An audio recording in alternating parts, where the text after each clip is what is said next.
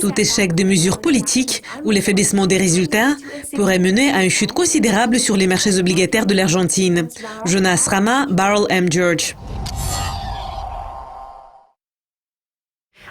Le retour triomphal de l'Argentine sur les marchés obligataires a résulté en une demande record pour les obligations de ce marché émergent.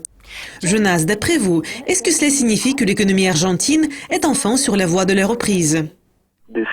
Ce retour ne peut pas garantir que le pays soit sur la voie de la reprise. Pas encore. Ce n'est qu'un signe positif de la part des investisseurs qui se tournent vers de hauts rendements des obligations argentines.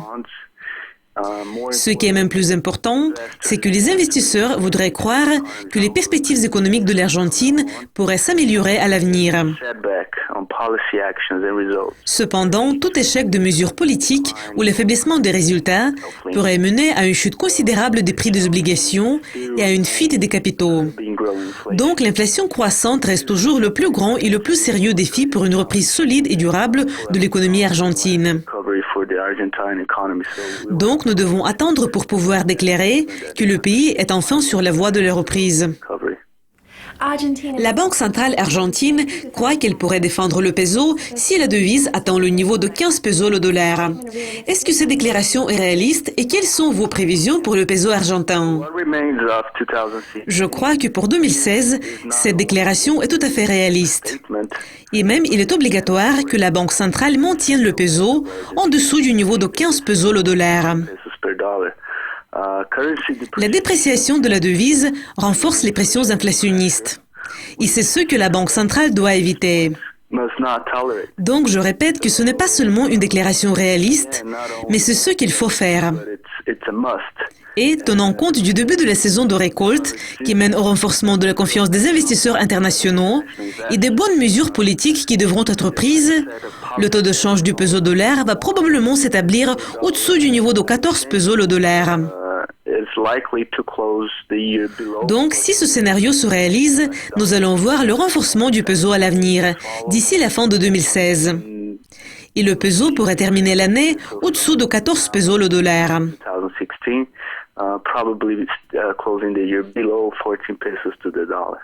Le peso mexicain et les obligations à long terme du Mexique sont considérés actuellement comme attrayants pour les investisseurs. L'activité économique mexicaine a connu récemment une hausse de 2,8%. L'économie mexicaine se renforce-t-elle pour le moment? Je ne le crois pas. Lors de notre interview précédente sur le Mexique en octobre 2015, j'ai déclaré que je m'attendais au ralentissement du taux d'inflation et à l'affaiblissement du peso. Donc, si nous revenons en octobre 2015, le taux d'inflation s'est établi au niveau de 2,72 à ce moment-là. Et ces 12 derniers mois, de la mi-avril 2015 à la mi-avril 2016, nous avons vu que l'inflation était au niveau de 2,6%. Donc, l'inflation se ralentit actuellement. Et de la fin octobre à la mi-avril, le peso mexicain a bondi de 6,2% par rapport au dollar. Et en même temps, en février, il a atteint son plus bas historique, ce qui a été lié à une baisse record des prix du pétrole. Donc, les chutes des prix internationaux du pétrole ces derniers mois est le principal facteur, mais pas le seul, qui explique la détérioration de la balance commerciale du Mexique. Et le déficit commercial a été de 4,8 milliards au premier trimestre de 2016.